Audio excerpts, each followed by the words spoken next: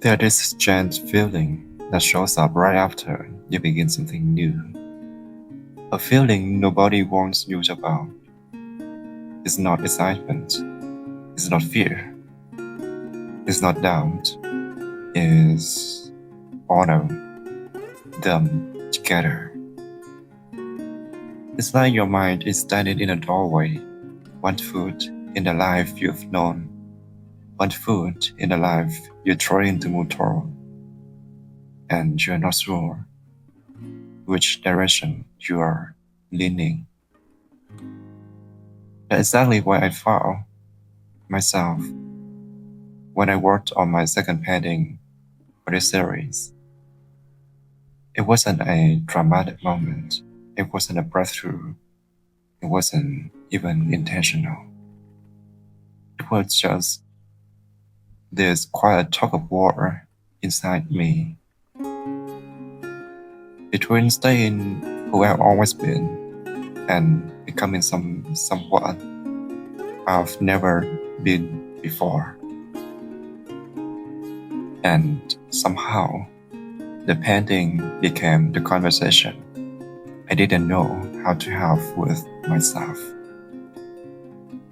This video is that conversation, episode 2 of the journey, a journey that is already teaching me more about myself than I expected. Beginning something big is romantic. We love beginnings. They're full of energy, full of intention, and full of hope. But sometimes something subtle happens right after the beginning. Something you only feel once the initial excitement starts to fade. The reality arrives. The reality that this project is long. The reality that growth is slow. The reality that consistency is harder than inspiration. The reality that your old habits don't disappear just because you made new decisions. I felt that immediately after finishing this first painting. It was just like my mind said, okay, you started. Now what? There's a heaviness I didn't expect it. A strange emotional hangover. Almost like my own self was trying to pull me back, whispering, are you sure you want to do this? Are you sure you want to change your life like this? But I think that's normal. The moment you begin something meaningful, every part of you that fears change try to negotiate with you. Maybe you say, I'll grow next week. I'll try it again next month. I'll be creative when I'm less stressed. But that's not how change works. Change doesn't happen because we feel ready. Change happens because we decide not to leave the room, even when it feels uncomfortable. And the second painting was me staying in the room. There's a small truth I keep learning again and again. You will never feel equally motivated every day for something you deeply care about. Motivation is seasonal. It comes in waves. It's exciting in the beginning. Then it mellows out. Then it shows up randomly without warning. What matters is not motivation, it's presence. You know, the ability to sit down, even when the mind is noisy, even when emotions feel heavy, even when there's part of you that wants to run away from the canvas. And that's a space I was in when I started painting the second piece. not inspired, not confident, just present enough to try, which honestly is more important than feeling ready. Because readiness is a feeling, and feelings change every minute. Presence is a decision, and decisions build a life. Before I dive into the painting, I want to share something I don't think we talk about enough: the fear of stagnation. A few months before starting this whole art book project, I remember waking up morning feeling stuck. Nothing was wrong, my life looked fine, stable, predictable.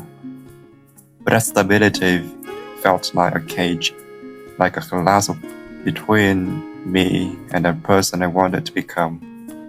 It wasn't unhappy, it was unexpressed, muted, functioning on autopilot.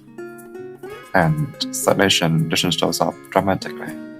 It doesn't yell, it doesn't crash, it doesn't burn your life down. It quietly settles into your daily routine, the same steps, the same tasks, the same thoughts, until the days blur into each other. It took me a long time to admit that to myself, because stable sounds respectable, safe, and it allows you to be an adult. But sometimes stability is just fear with a good reputation. The second painting became the moment I confronted that fear, not fully, not heroically, but honestly. This was like my way of telling myself, I don't want to live a life that feels flat. I want to live a life that feels alive. This is where the painting comes in. If you just joined in this series now, I'll always wait until the second half of the video to talk about the artwork, because art is really about the surface. It's about everything that builds beneath it. So let's explore the second piece the same way I created it, slowly, gently, without trying to force meaning.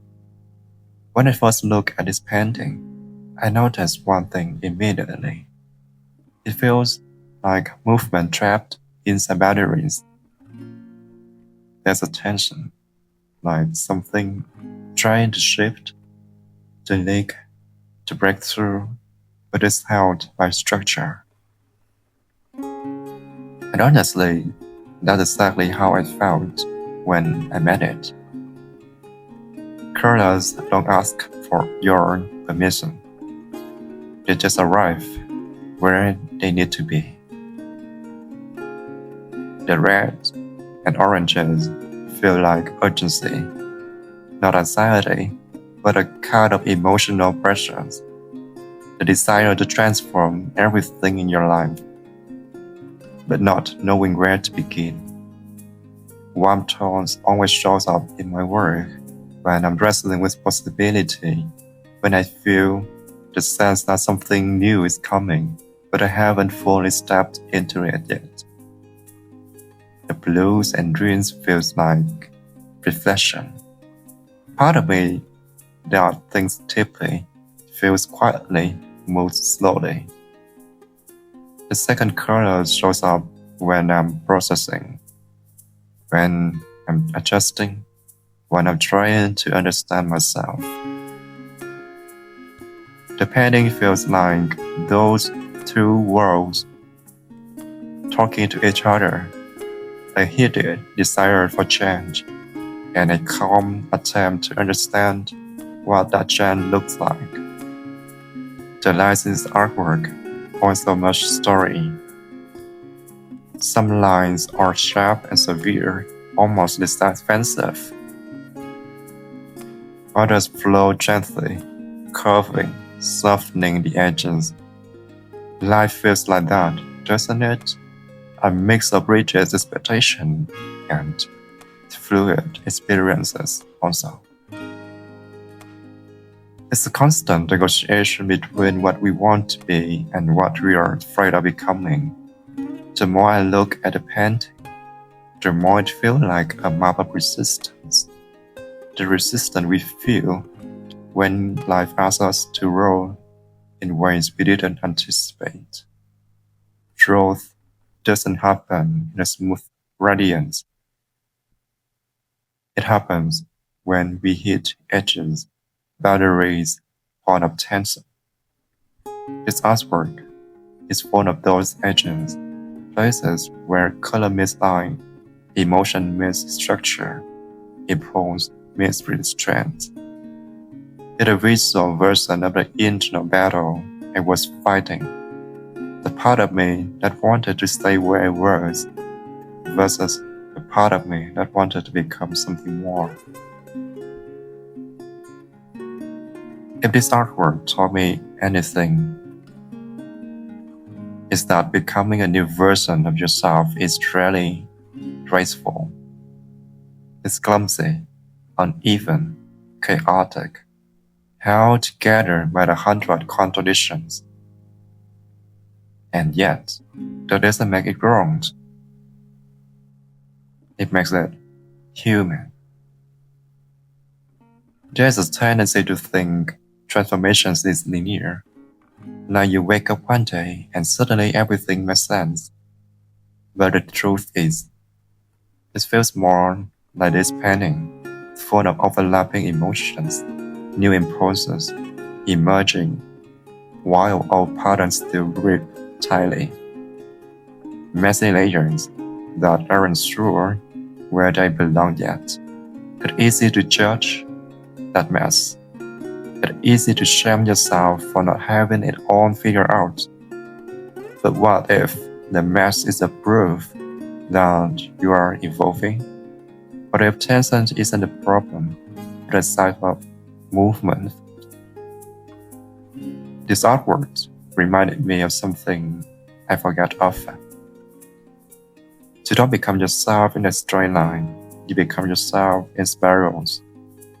You revisit old fears, old doubts, old version of yourself, not because you are failing, but because you are iterating, understanding, drawing deeper roots. This painting holds all of that, not as a conclusion, but as a question. How do you allow yourself to become something new without abandoning who you've been? I still don't know the answer. But I know this painting is part of an attempt. After finishing this artwork, I sat in silence for a long time, not analyzing, not judging, just being with it. And I realized something very personal. For most of my life, I've been trying to turn myself into something different, something bigger, chasing achievement, chasing stability, chasing the next version of success, whether this is property, wealth, career, beauty, or finance, whatever. But art, painting, especially the abstract painting, doesn't let you outrun anything. It forces you to slow down. It forces you to meet yourself exactly where you are. It forces you to look directly at whatever you've been avoiding. This painting was me meeting myself, not a polished, put together version, the messy, uncertain, drawing version. And honestly, that version of me deserves a voice too. Maybe this entire project, this book, this series, this journey, is my way of giving that version of myself room to breathe. So here we are, the second painting, the second story. In a journey that is already teaching me more than I expected. If you stayed to this point, thank you. Truly. There's something beautiful about sharing art with our people. who are also navigating their own inner landscapes, their own transition, their own quiet transformations. This series is not about being perfect, it's not about impressive, it's not about being right. It's about being honest, being open, and about becoming. One painting at a time, one story at a time, one breath at a time. Thank you for watching episode 2, somewhere between staying and becoming. Let's keep going. See you in episode 3. And until then, to keep evolving quietly, your own way, at your own pace.